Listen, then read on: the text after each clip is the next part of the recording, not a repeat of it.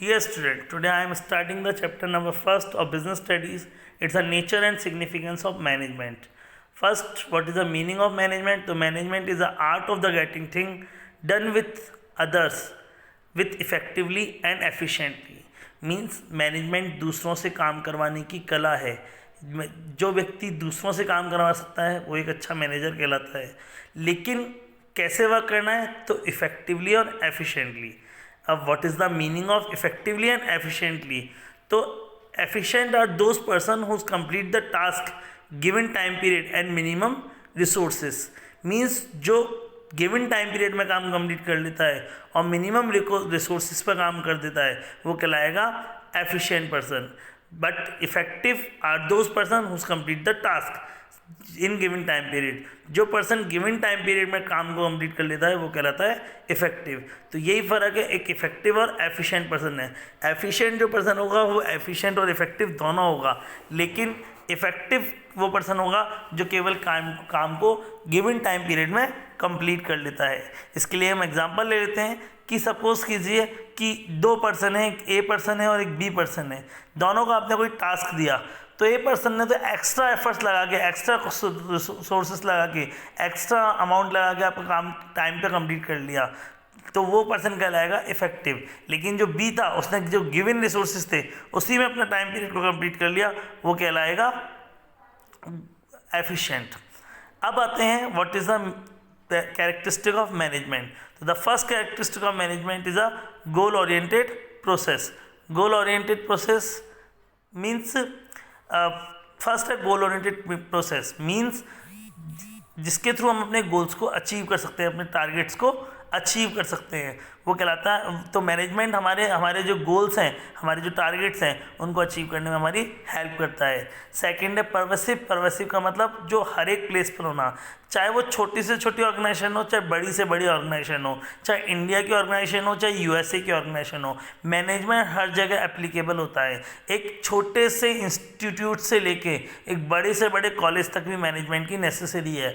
आपके घर से लेकर बड़ी बड़ी फैक्ट्रीज तक सब जगह मैनेजमेंट नेसेसरी है, क्योंकि बिना मैनेजमेंट के हम अपने टारगेट्स या गोल्स को अचीव नहीं. Management is a multi dimensional.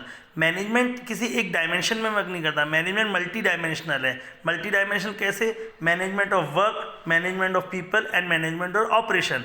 Management of work का मीनिंग है कि एक ह्यूमन रिसोर्स किसके थ्रू कौन सा वर्क किया जाना है, that is a management of work. अब वही मैनेजमेंट, क्योंकि एक अकेला पर्सन तो होगा नहीं, तो बहुत सारे ह्यूमन रिसोर्स होंगे, बहुत सारे पीपल ऑर्गेनाइजेशन होंगे, तो हर पर्सन के थ्रू हर उसको सूटेबल वर्क देना, that is a management of people. अब मैनेजमेंट ऑफ ऑपरेशन एक सिस्टमेटिक ऑर्डर बनाना कि भाई कौन से पर्सन किस समय पर काम करेंगे जिससे कि हमारे गोल्स टारगेट अचीव होते रहें, तो that is a management of operation. That's why management is called a management of multi dimensional. Next है management is a continuous process. Management endless process है. मैनेजमेंट कभी भी ख़त्म नहीं होता.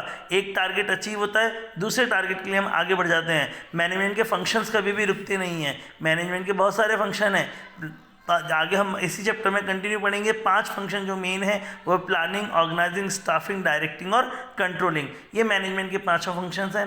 Next management is group activity. Management कोई भी single person या सिंगल मैनेजर नहीं कर सकता. पूरी organization, manager as well as उसके वर्कर सब मिलकर जब काम करेंगे तो ही मैनेजमेंट किया जा सकता है. तो that's why management is a group activity.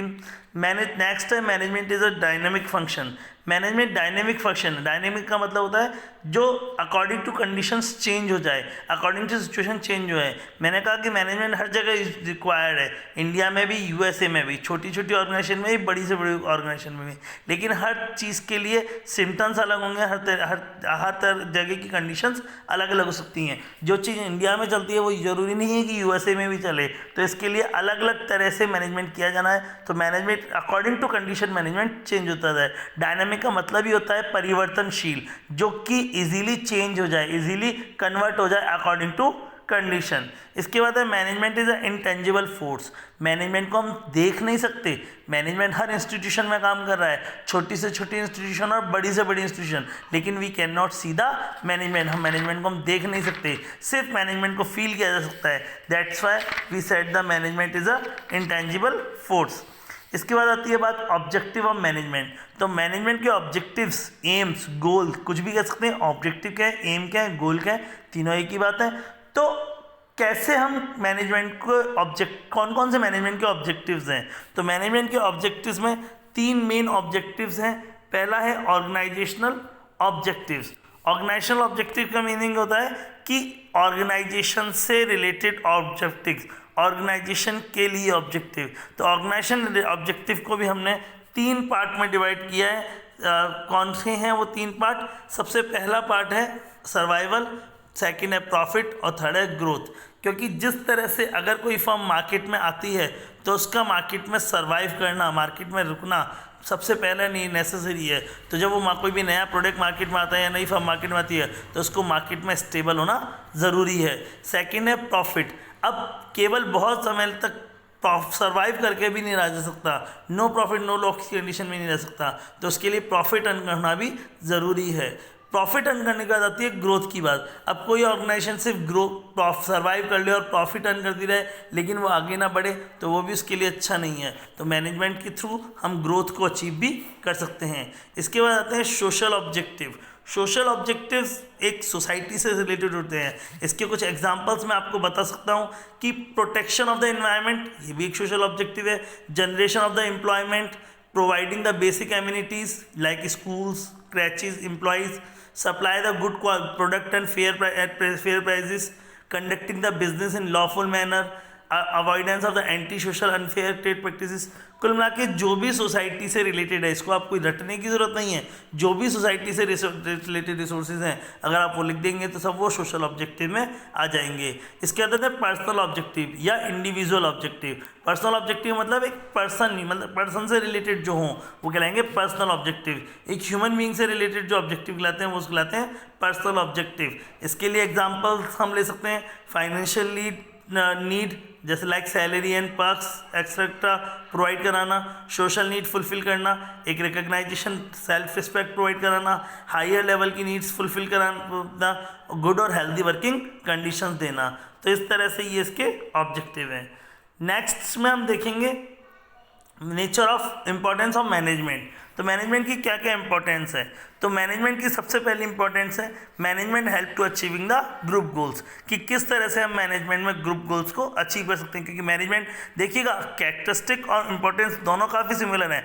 वहाँ था कि management help to achieving the goals, यहाँ है management help to achieve the group goal. जबकि वहाँ था कि management is a goal oriented process, वहाँ मैनेजमेंट को गोल ओरिएंटेड प्रोसेस बताते रहते। यहाँ कह रहे हैं कि मैनेजमेंट हमारे को गोल्स को अचीव करने में हेल्प करता है। इसके बाद increase the efficiency, management increase the efficiency. मैंने आपको एफिशिएंसी और एफिशिएंट का इफेक्टिवनेस का मीनिंग बता दिया।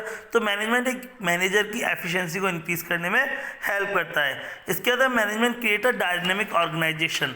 डायनेमिक ऑर्गेनाइजेशन का मतलब मैंने बता दिया जो हर जगह कैपेबल हो, हर कंडीशन में, हर इन्वायरमेंट में काम कर सके। तो मैनेजमेंट एक डायनेमिक ऑर्गेनाइजेशन क्रिएट करने में हेल्प करती है। इसके बाद management help to achieve the personal objective. अब आप इसमें पर्सनल ऑब्जेक्टिव जानते ही हैं क्या होते हैं। तो मैनेजमेंट पर्सनल ऑब्जेक्टिव्स को अचीव करने में हेल्प करता है। नेक्स्ट है management help to develop the society, या यूँ कहते हैं कि management help to achieve the social objective. Management social objectives को अचीव करने में हेल्प करता है। नेक्स्ट वीडियो में हम नेचर ऑफ मैनेजमेंट के बारे में पढ़ेंगे। आप मेरे वीडियो को सब्सक्राइब करना ना भूलें। आपको पूरा बिजनेस स्टडीज़ का कोर्स मेरे चैनल के थ्रू इसी तरह से एक्सप्लेन किया जाएगा और उम्मीद है आपको समझ में आएगा। लाइक और सब्सक्राइब करना ना भूलें। धन्यवाद।